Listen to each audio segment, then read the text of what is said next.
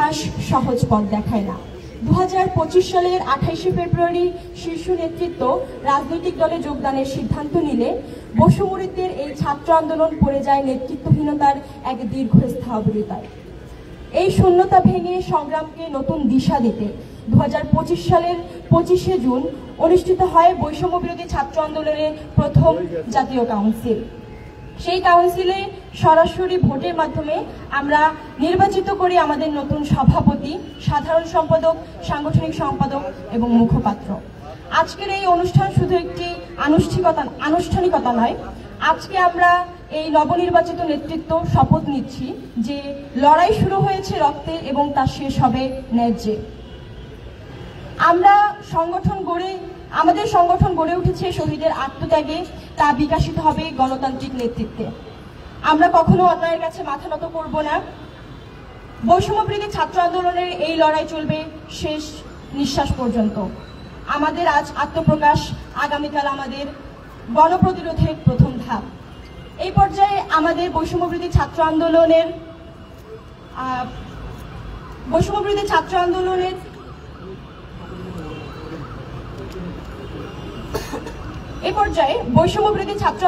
খসড়া ইস্তেহার পাঠ করবেন বৈষম্যবিরোধী ছাত্র আন্দোলনের নবনির্বাচিত সাধারণ সম্পাদক হাসান ইনাম।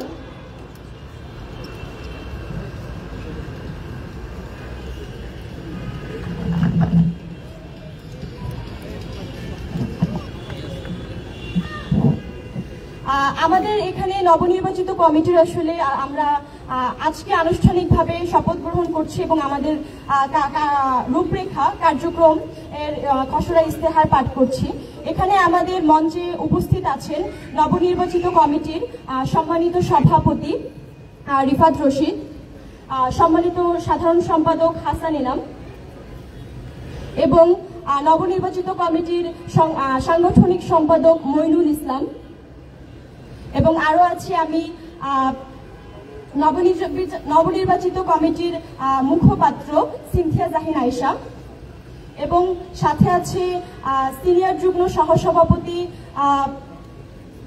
MS মঞ্জু, এবং আরো আছেন সিনিয়র যুগ্ম সাধারণ সম্পাদক মাশরাফি সরকার। অনেক ধন্যবাদ। একটু কারেকশন আছে, আমি খসড়া ইশতেহার পাঠ করবো না, খসড়া ইশতেহার পাঠ করবেন আমাদের সভাপতি, সর্বশেষে পাঠ করবেন। আমি এখন আমাদের বৈষম্যবিরোধী ছাত্র আন্দোলনের সাংগঠনিক কার্যক্রম নবপর্যায়ে কিভাবে হবে, আমরা কিরকম ভাবছি সেটা ঘোষণা করব। আমি বৈষম্যবিরোধী ছাত্র আন্দোলনের সাধারণ সম্পাদক হাসান ইনাম। নবপর্যায়ে বৈষম্যবিরোধী ছাত্র আন্দোলনকে সুসংহত ও সংগঠিত করার লক্ষ্যে 3টি বিশেষায়িত কমিটি গঠন করা হয়েছে। কমিটিগুলো নিম্নরূপ: 1. Liaison committee. জুলাই গণ অভ্যুত্থানের সকল অংশীজন, সকল ফ্যাসিবাদ বিরোধী শক্তি, রাজনৈতিক দল, ছাত্র সংগঠন সমূহ ও জুলাই ভিত্তিক গড়ে ওঠা প্ল্যাটফর্মগুলোর সঙ্গে ঐক্যমত্যে পৌঁছানোর লক্ষ্যে এই লিয়াজো কমিটি, জাতীয় ঐক্য গঠন করার লক্ষ্যে এই লিয়াজো কমিটি কাজ করবে। এই লিয়াজো কমিটির প্রধানের দায়িত্ব পালন করবেন বৈষম্যবিরোধী ছাত্র আন্দোলনের সভাপতি রিফাত রশিদ। 2. আর্থিক স্বচ্ছতা ও তদন্ত কমিটি। আমরা বিগত 1 বছরে নানা সময়ে অনেক অভিযোগ পেয়েছি, নামে বেনামে বৈষম্যবিরোধী ছাত্র আন্দোলনের প্ল্যাটফর্মকে ব্যবহার করে আর্থিক চাঁদাবাজি ছাড়াও নানা ধরনের আমরা দুর্নীতির অভিযোগ পেয়েছি। নবপর্যায়ে বৈষম্যবিরোধী ছাত্র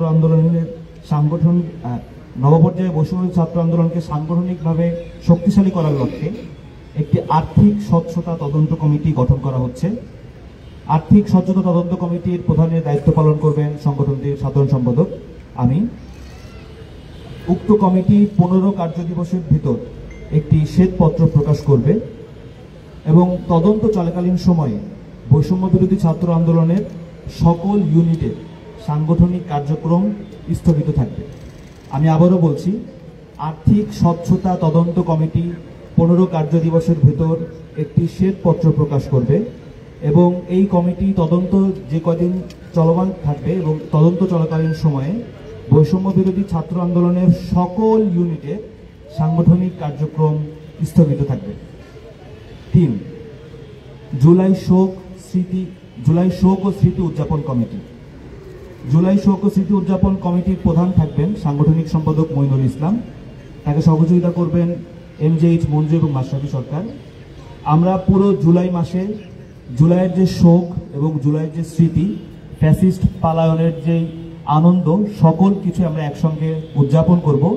এই উদযাপন কমিটি জুলাইয়ের খুব দ্রুতই একটি রোডম্যাপ প্রদান করবে এবং জুলাই মাসব্যাপী নির্দিষ্ট রোডম্যাপের মাধ্যমে আমাদের বৈষম্যবিরোধী ছাত্র আন্দোলনের কর্মসূচি ঘোষণা করবে। এ পর্যায়ে সর্বশেষ আমাদের সংগঠনের সভাপতি রিফাত রশিদ বৈষম্যবিরোধী ছাত্র আন্দোলনের খসড়া ইশতেহার পাঠ করবে।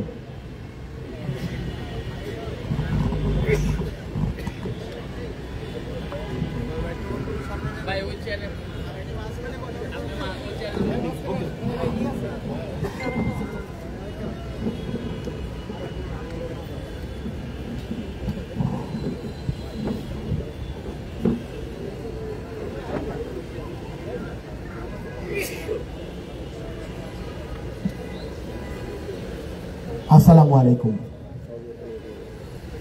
শুরুতেই আপনাদের ধন্যবাদ জানাচ্ছি যে সকল সাংবাদিক ভাই বোনেরা এবং বৈষম্যবিরোধী ছাত্র আন্দোলনের বিভিন্ন ইউনিটের নেতৃবৃন্দ, যাদেরকে হয়তো বা আমরা এখানে দীর্ঘদিন যাবৎ কেন্দ্রীয় নেতৃত্ব না থাকার ফলে সেভাবে খোঁজখবর নেওয়া হয়নি, তথাপি তারা উপস্থিত হয়েছেন, তাদেরকে আমি ধন্যবাদ জানাচ্ছি।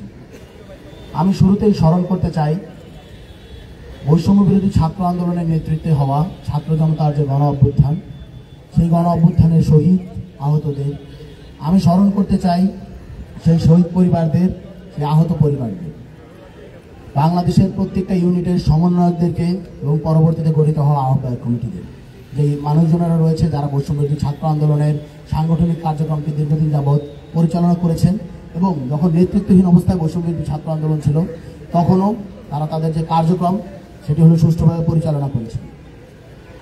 আমি সেই সাথে ধন্যবাদ দিতে চাই এই যে আমাদের বঙ্গীয় যে ভূখণ্ড, সেই ভূখণ্ডের যে গড়ে উঠেছে, এই ভূখণ্ডের ইতিহাস দীর্ঘ 1000 বছরের পুরনো।